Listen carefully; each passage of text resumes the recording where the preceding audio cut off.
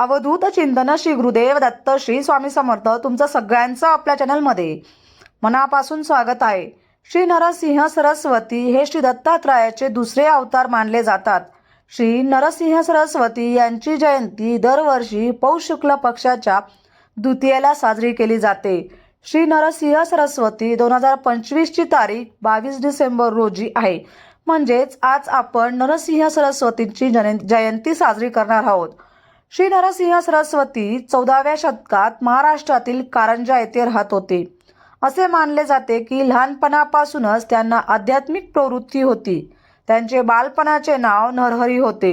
त्यांनी वेद आणि इतर धर्मग्रंथाचे अध्यापन केले आणि त्यांनी ब्रह्मचर्याचे पालन केले। त्यांनी लहान वयातच घर सोडले आणि काशी येथे संन्यास घेऊन आपले नाव श्री नरसिंह सरस्वती असे ठेवले।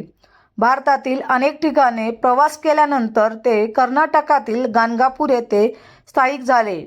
श्री नरसिंह सरस्वती यांनी अनेक चमत्कार केले असे मानले जाते की आणि यांचे सविस्तर गुरुचरित्रात आढळते। त्यांनी अनेक शिष्य होते आणि त्यांनी अनेक भक्तांना आत्मज्ञानाच्या मार्गावर चालण्यास मदत केली। कारंजा व्यतिरिक्त ज्या ठिकाणी त्यांनी प्रवचन दिले ते ठिकाणे तीर्थक्षेत्री बनली आणि त्यापैकी काही नरसोबाची वाडी, औदुंबर आणि गाणगापूर आहेत। श्री नरसिंह सरस्वती यांचा वंश पुढे चालू राहिला आणि काही शतकानंतर प्रसिद्धी अक्कलकोट स्वामी समर्थ प्रकट झाले। दत्तात्रयांचे अवतार श्रीपाद शिवल्लभ आणि श्री नरसिंह सरस्वती हे देवांवर टीका करणाऱ्या लोकांचा अहंकार नष्ट करणे आणि डोळ्यांची पापणी जसे डोळ्यांचे रक्षण करते त्याचप्रमाणे भक्ताचे रक्षण करणे ह्या दोन मुख्य उद्देशांनी आले होते। श्री नृसिंह सरस्वती जन्मापासूनच आपल्या ध्येयाबद्दल अत्यंत स्पष्टता होती। त्यांच्या लहानपणीचा एकमेव शब्द ओम हा होता, ज्यामुळे त्यांच्या पालकांना आपला मुलगा मुका आहे की काय अशी चिंता वाटू लागली। तथापि 7व्या वर्षी अपनयन संस्कार झाल्यानंतर ते बोलू लागले, वेदांचे पठण करू लागले आणि त्यावर प्रवचन देऊ लागले। लवकरच त्यांनी घर सोडून संन्यासी जीवन जगण्यासाठी आपल्या पालकांकडून परवानगी घेतली। श्री नरसिंह सरस्वतींचा उद्देश स्वतः भगवान दत्तात्रयांसारखाच होता।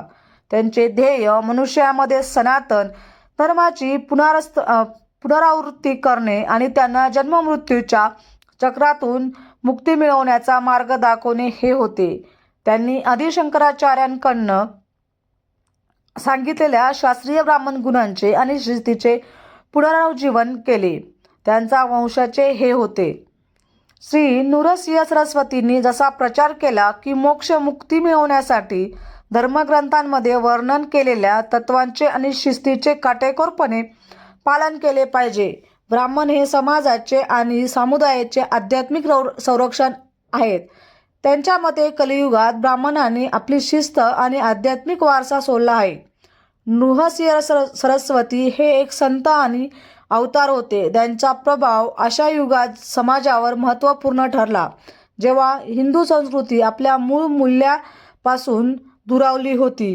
श्री नरसिंह सरस्वतीच्या गाणगापूरमधील वास्तव्यामुळे ते दररोज हजारो लोकांसाठी तीर्थक्षेत्र बनले आहेत। सर्व पार्श्वभूमी आणि श्रद्धांचे लोक त्यांच्याकडून सल्ला, उपचार आणि आशीर्वाद घेण्यासाठी येत असत। त्यांच्याकडे येणाऱ्या लोकांना जात, पंथ किंवा दर्जाबाबत त्यांनी कधीही काही विचारलं नाही किंवा भेदभाव केला नाही।